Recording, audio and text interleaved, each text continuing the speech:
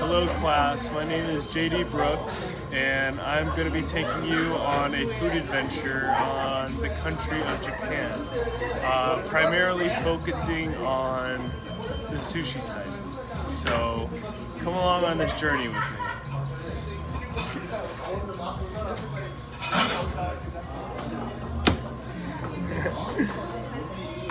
This right here is miso soup. It is a traditional cuisine in Japan. This dates back to when meat was actually shunned by the Japanese, so they ate a lot of soup and rice. And I'm about to eat it for y'all. Here we go.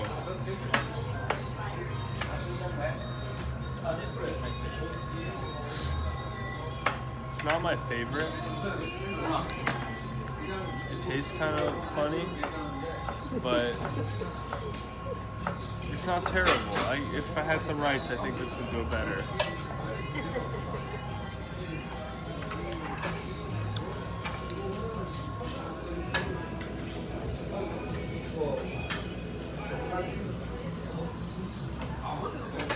This right here is called an Ocean's 3 roll.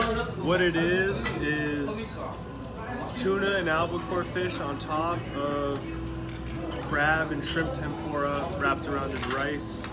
This is more of an Americanized version of sushi. It's not what you would typically find in Japan or traditional Japanese cuisine, but it sure is tasty. This is what the Japanese call shrimp tempura. What it is basically deep fried shrimp, but it tastes delicious. We got my little sauce here. It's a little bit of a soy sauce. Dip it in there.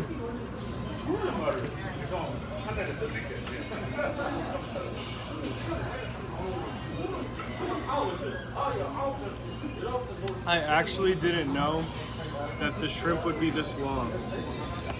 Like, look how long this is. That's a pretty long shrimp. Like, I had never seen a shrimp this long before.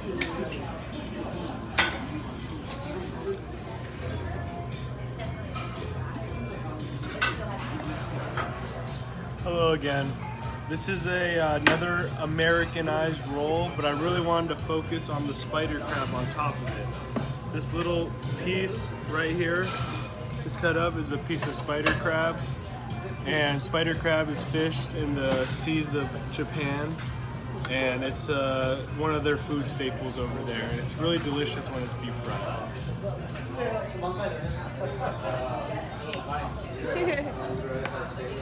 What I just drank was green tea from the country of Japan, and it didn't really taste like anything good, and I probably will never drink it again.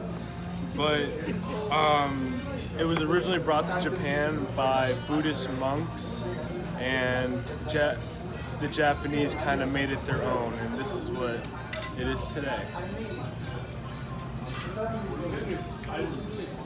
Oh, you want to grab your chopsticks and rice?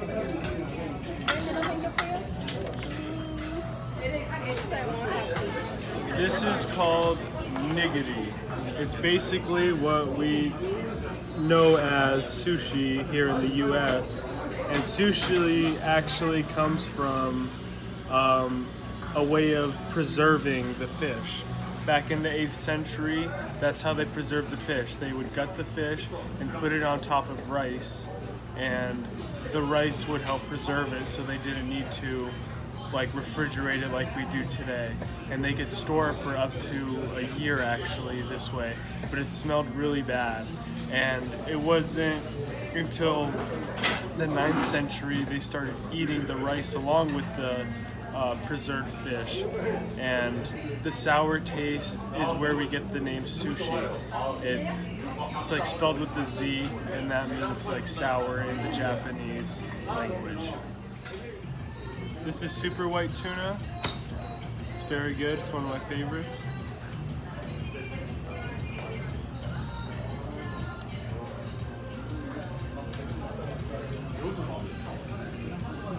This right here is salmon with some ponzu sauce on top of it.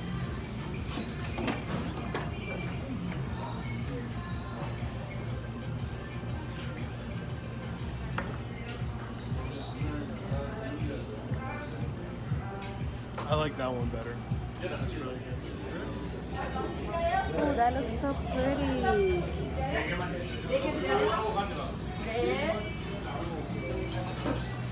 This beautiful cuisine we have here is what the Japanese people refer to as sashimi.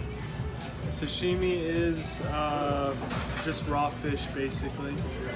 And I'm going to be trying the tuna and the salmon. I'm also going to be dipping it into some garlic ponzu sauce with some sriracha in it because it's very delicious. They make it in-house. So here we go. We're also using chopsticks here to get into the Japanese vibe.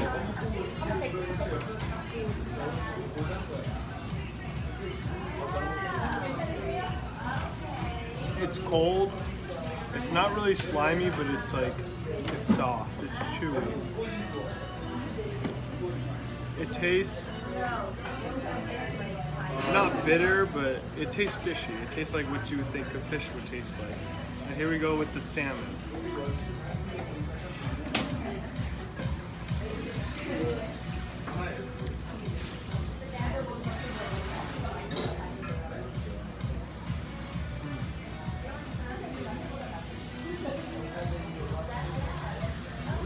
I like the taste of salmon better. It's a little more squishier and it's got a little better taste to it. It just feels better in the mouth.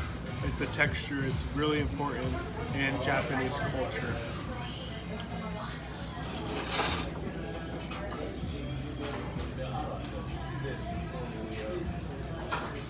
Well, here we are, the last plate.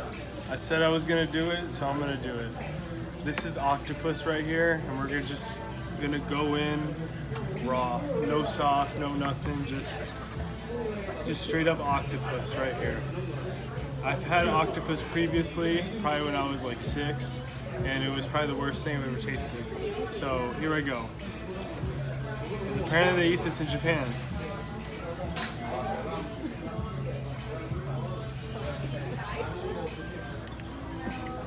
It's very chewy and very salty.